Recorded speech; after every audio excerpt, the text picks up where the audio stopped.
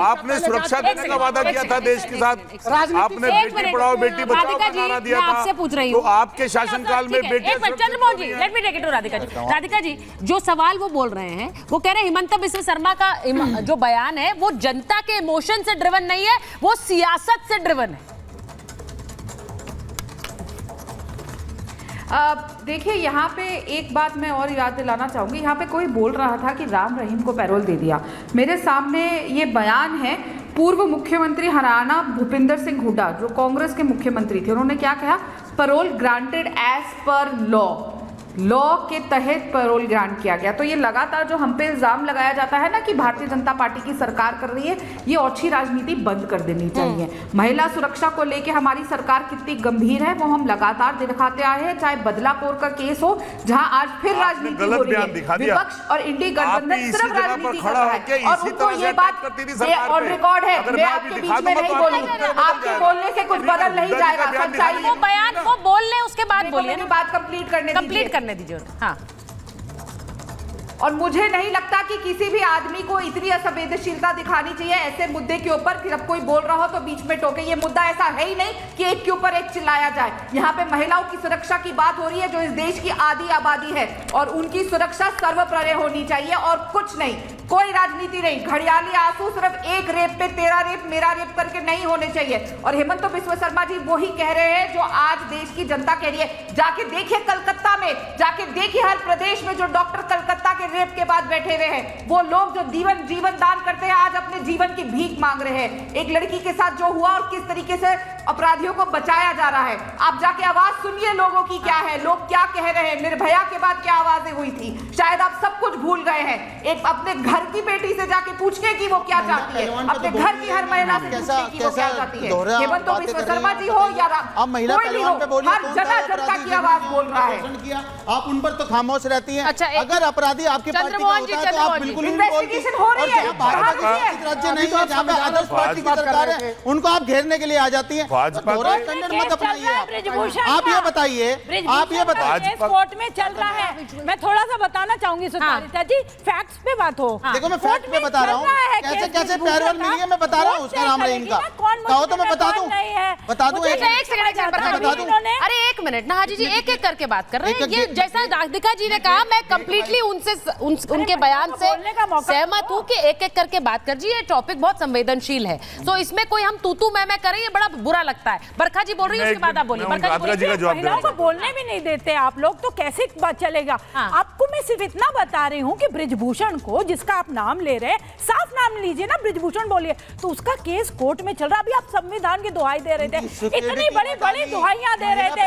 आपको संविधान पे हटा ली, आपको पता है नहीं पता, आपको पता है नहीं पता। एक सेकंड वो बोल रहे हैं हाजी जी, आप मिला क्या बताइए, वो जेल गया क्या? हाजी साहब, इससे ना एक ही संदेश जा रहा है कि आप महिलाओं को इस तरह से बोलने नहीं देते और ये बहुत खराब संदेश है। तो बड़ी बहन है तो बोलने नहीं देंगे, बड़ी बहन है तो अधिकार नहीं देंगे, अधिकार है क्योंकि महिलाओं का अधिकार ही छीनना हमें, बड़ी बहन का भी छीनेंगे। एक मिनट बोलने, अच्छा बोलने दीजिए, नहीं बोलने दीजिए। राधिका बोलिए, बरखा जी पहले आप बोलिए। कह रही हूँ कि कोर्ट में केस चल रहा है, आप कोर्ट की लगातार दुहाइयां देते रहते हो, संविधान संविधान संविधान। तो संविधान कोर्ट डिसाइड करेगा ना। अभी आपने राम रहीम का भी बोला था, तो पेरोल कोर्ट ने दिया था, ना कि बीजेपी कांग्रेस आप किसी ने दिया था। गवर्नमेंट तय करती है, पेरोल मिलती है, स्टेट गवर्नमेंट तय करती है। मैम आपको पता नहीं है, मैं वही तो कह रहा हूँ, आपको पता नहीं है, वही तो मैं कह रहा हूँ। आप पढ़ लिख कर आइए। आप अदालत क्या पूछती है, किससे पूछती है? अदालत क्या आपको हम पैरोल दे रहे हैं? सरकार से पूछती है और सरकार डिसाइड करती है। मैं आपको रेगुलर डेट बता रहा हूँ, सुनिए। अच्छा सुनिए, हाजी साहब आप जिसकी बात कर रहे हैं, सुनिए। 20 जुलाई को 30 दिन की पैरोल मिलती है, 21 नवंबर को 21 तो रुद्र जी से पूछ लेती हूँ, रुद्र जी आपके बगल में 50 दिन की पैरोल मिलती है, 21 दिन की। लगातार हो क्या रहा है? हाजी साहब एक चीज मैं कहूंगी, वहाँ बलात्कारियों को छोड़ा जा रहा है। मैं बार बार कह रहा हूँ ये बात, अयोध्या के नाम मैं बार बार ये बताना चाहता हूँ। आप इसे इंटरव्यू नहीं कर रही, आप भी पूछिए नहीं। सौरभ जी क्या हो रहा है? सौरभ जी आप लोग, मैं सिर्फ ये कह रही हूँ हाजी साहब बहुत सारे मेहमान हैं, सब बात सुनते हैं, एक डिमार्केशन मत बनाइए, एक ऐसे मेहमान की तरफ मत उभर कर आइए जो बात नहीं सुनता है। नहीं, आप हर किसी को टोक रहे हैं और बीच में बोल रहे हैं। मैं बार बार ये बोलना पसंद नहीं करती हूँ और ये किसी भी मेहमान को नहीं बोलने देती। आप अगर नहीं बोले हैं, अगर नहीं बोल रहे तो जो मेरे दर्शक देख रहे हैं वो प्लीज देखें, शो को रिपीट मोड में देखें, यूट्यूब पे जाकर देखें और जरा बताएं कि हाजी साहब के डिबेट में नहीं बोल रहे थे। उनको जवाब खुद मिल जाएगा और आपको भी, आप भी देख लीजिएगा। मैं रुद्र जी आपसे पूछ लेती हूँ। रुद्र जी बताइए, वो कह रहे हैं कि ये जो पेरोल का मामला, वो राम रहीम के पीछे पड़ गए, वो कह रहे हैं वही वाला बताओ क्योंकि बीजेपी ने उनको पेरोल दिया। ये पेरोल का क्या मतलब है? ये जल्दी से पेरोल का में क्या बीजेपी उन्हें जाने दे रही है बार बार पेरोल पे? जल्दी से बता दीजिए, फिर मैं डीजीपी सर के पास जाऊं। कोई भी पेरोल का मामला कोर्ट का प्रेरोगेटिव होता है। कोई अगर कोई भी जेल में बंद है वो कोर्ट में लगाता है अपने पेरोल के लिए। ठीक है। सिर्फ वहाँ के जो जेल प्रशासन होता है उससे ये पूछा जाता है कि इनका व्यवहार जेल में कैसा रहा है, वो सिर्फ वो अपना जवाब देता है जेल प्रशासन, और उसके बाद कोर्ट डिसाइड करती है और पेरोल देती है। तो इसमें कोई अरे जो जेल बस आप कह दीजिए, जेल साहब आप कहिए, आप कहिए स्टेट कोर्ट ने सरकार को फटकार लगाई है। जब तक स्टेट गवर्नमेंट में चाहे सुचाड़ता जी, तब तक आप किसी को एक दिन की पैरोल नहीं मिल सकती।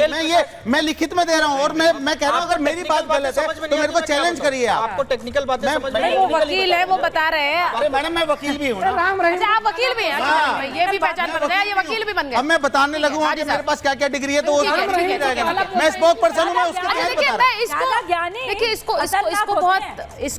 इसको इसे सुपरफिशियल मत बनाइए क्योंकि मामला बहुत संवेदनशील है। मैं बार बार कह रही हूँ, it's a very sensitive topic.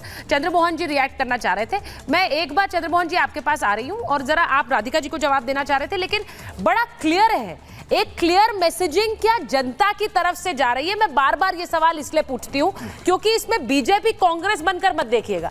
मैं लोगों के बीच से क्या संदेश है, जब हम लोग बीच में गए लोगों के, और खासकर कोलकाता रेप के बाद जो रिपोर्टिंग हो रही है, लोगों ने खुलकर कहा है कि भाई यही वाला इलाज चाहिए, क्यों नहीं कैपिटल पनिशमेंट ले आया।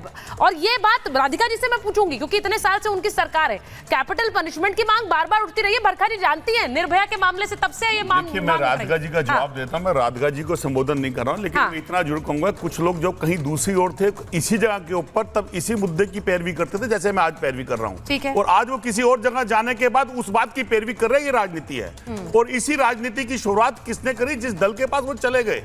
प्रश्न क्या खड़ा होता है कि देश के अंदर अगर महिलाओं के साथ उत्पीड़न हो रहा है और बलात्कार हो रहा है, उसके ऊपर कठोर से कठोर कार्रवाई होनी चाहिए, उसका साहस दिखाना चाहिए, उस पर राजनीति नहीं करनी चाहिए। मैं फिर चैलेंज कर रहा हूं, मैं फिर अनुरोध कर रहा हूं, 8 बजे का समय कहां गया? वो जो 8 बजे नोटबंदी हुई थी, जो 8 बजे जीएसटी हुई थी, जो एक 8 बजे का टेरर पैदा करा था, वो सो रखा है क्या? मणिपुर के अंदर नग्न अवस्था में घुमाई गई, वो सोने गए हुए थे क्या?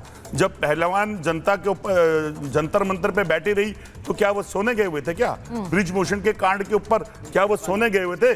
सेंगर के कांड के ऊपर सोने गए हुए थे? उत्तराखंड के कांड के ऊपर सोने गए थे? जागे कब? जब बंगाल का कांड होगा। जागे कब? जब कोई भी विपक्षी पार्टी को। ये नैरेटिव देश की जनता को नहीं चाहिए।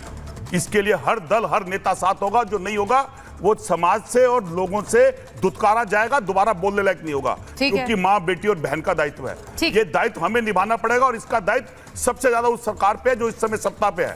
वो अपनी पारदर्शिता दिखाए। और राधिका जी आप ज्यादा, क्योंकि आप मेरी जगह खड़ी थी कल, आप इसी तरह से बोल रही थी मेरे लेवल में, और आज आप वहां जाके इस चीज को बात कर रहे हैं तो वहां जाके हाथ जोड़ के निवेदन करिए कि आज मैं यहाँ हूँ, जो मैं कह रही हूँ वो सत्य है और इसके ऊपर कार्रवाई करिए।